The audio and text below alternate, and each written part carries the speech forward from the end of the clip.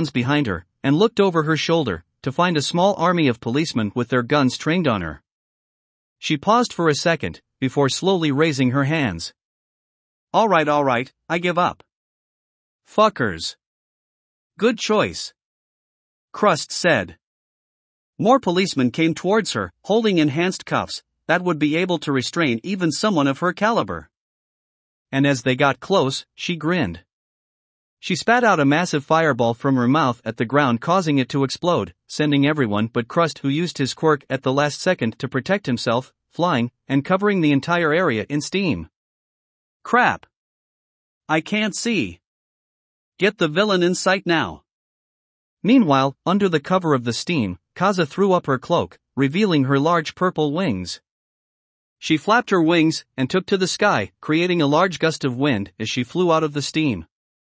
Found her. She's flying away. The helicopter pilot managed to spot her flying away and took chase. TCH, bastards, Kaza swore as she saw the helicopter in pursuit before she got an idea that made her grin ear to ear. Let's give them a scare. Instead of continuing to fly away, she turned around and started flying toward them. What the hell is she doing? The pilot asked fearfully, as the girl got closer and closer. Get away, damn it! Suddenly Kaza landed on the front window and clung onto the helicopter using her claws. Rag, hiya! She roared intensely and used her tail to punch right through the glass, cutting the pilot's cheek and skewering his headrest. Kaza then launched off the helicopter and flew away, watching amused as it struggled to sustain flight, as its pilot was thoroughly shaken. Kaboom! Ack! Kaza cried, as she was struck in the back by a high-powered rocket, causing her to fall out of the air and onto the hard streets below. Got her! Called out the hero who shot her, Manzuka. Everyone get her in, huh? Suddenly, another smokescreen exploded, covering the area in smoke once more. Shit! She made more smoke. Don't let her fly away. Cover all ground exits. Manzuka said as he looked around to see if she would try to fly away again. But there were no signs of her flying away, and when the smoke eventually dissipated, Kaza had vanished completely. XXXXXXXXXXXXXXX. On the outskirts of the city was a young man, standing over a grave in a cemetery. He wore a ragged cloak, some worn-down jeans, and a plain white t-shirt. He also carried a sheathed sword on his side. He had long black hair that went down the back of his neck, and vibrant green eyes that stared down at the grave. The grave read Sakura and Hitachi Sasaka. R.I.P. And the person standing over the grave was none other than their now 19-year-old son, Tsuru Sasaka, aka the vigilante known as Shift. He didn't say a word, just staring at it with a sorrowful, yet rage-filled expression. It wasn't an accident, said a voice from behind him. Tsuru turned around and saw Giza standing behind him, with his hood covering his face, but doing little to hide his rat-like features. I know, Tsuru responded, glaring at the interloper. I'm guessing you're not here to take me in, otherwise you wouldn't have given yourself away. Giza nodded, and walked closer to Tsuru, standing right next to him, and bowing to the grave. Tell me, do you think it was the MLA?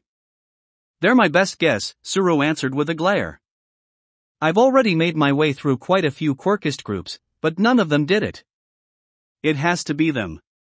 No one else with the power and the motive to do this. Most likely. Giza agreed while stroking his beard.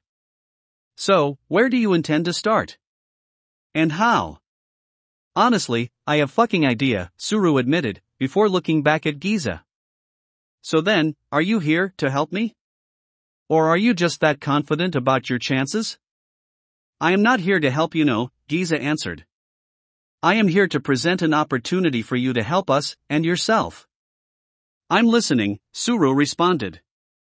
XXXXXXXXXXXXXXXXX. In a rundown part of town, in front of an abandoned building, was a large man in a brown coat, with a gray shirt and torn-up jeans. He had short and messy beige hair and was holding a bottle of sake in his hand. The bottle he'd spent the last of his money on. As he drank, he looked up at the sky, wondering to himself, what now? This was the end. He had no more money. No one was gonna hire him after he was blacklisted and after all the arrests. What could he do now, but drink and wait to die? The man took a long weary sigh, before taking another sip. I wish I could just see her, one last time. May I sit? Suddenly the man jumped,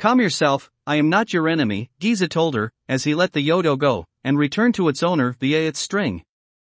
TCH. If you don't want to get hit, then don't sneak up on me, you fuck. Karaki swore. Now what the fuck do you want? I don't got time to waste, the heroes are gonna be here soon, so that means I need to be anywhere else. Well then I will make this quick, Giza said as he reached up his sleeve. I come with two things. A proposition, and a gift. I'll start with the latter. Giza pulled out a gray yo-yo from his sleeve and threw it over to Karaki, who caught it and inspected it thoroughly. It was heavier than a normal yo-yo, but not overly so. The string was metal, and clearly had some mechanisms attached to it. Your quirk is not exactly suited to a weapon that deals almost no damage, but we were able to work around that, Giza explained. Try it on this wall. Karaki gave him a suspicious look but decided to try it out anyway. After all, what was the worst that could happen? She tossed the yo-yo at the wall and... Slam! The yo-yo broke through the concrete wall with ease, much to Karaki's disbelief. She recalled the yo-yo, and it came back to her hand at alarming speeds, but when it hit her hand, it didn't hurt at all. After looking at the new tool in disbelief for a second, her face eventually broke out into a wicked grin. Oh yeah, I can fuck shit up with this. Well then, shall we talk somewhere private? Giza asked. Get me something with alcohol in it, and you got yourself a deal, Karaki responded with glee. XXXXXXXXXXXXXX. In a lavish apartment, a young woman sat back on her very expensive white couch, counting her stacks of cash, with a bored expression. To say this woman was attractive would be an understatement. Her skin was perfect and unblemished, her figure slim and curvy, her hair long, fiery red, and silky smooth, and her face was absolutely perfect, even without any makeup.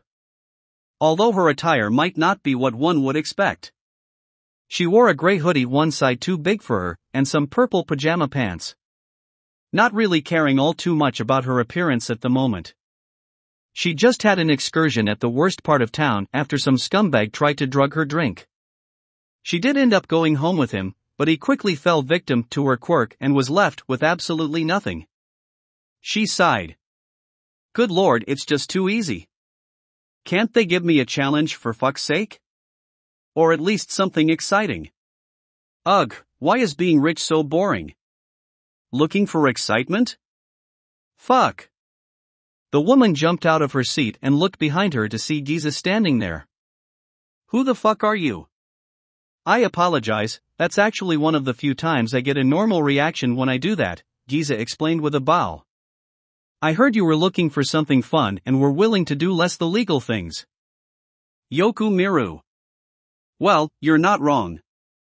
Yoko wouldn't exactly consider herself a villain, but she did like to use her quirk a lot, illegally, which yes technically made her a villain, but since no one caught her didn't matter. And they were all evil anyway, so who cares?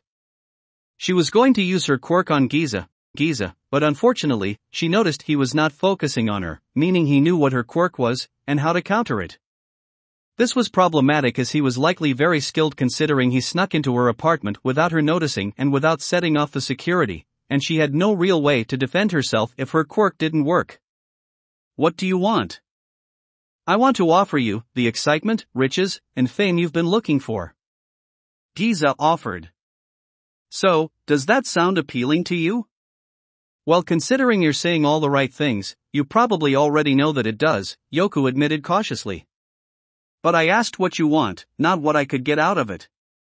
We want you simply to do what you've been doing, just on a grander scale, Giza explained.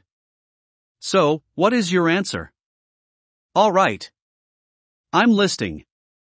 Yoko said, lowering her guard just a bit, as she went to go get some wine. XXXXXXXXXXXXXXXX. In a smaller, more shabby, and bare apartment, a young man looked over a desk full of papers.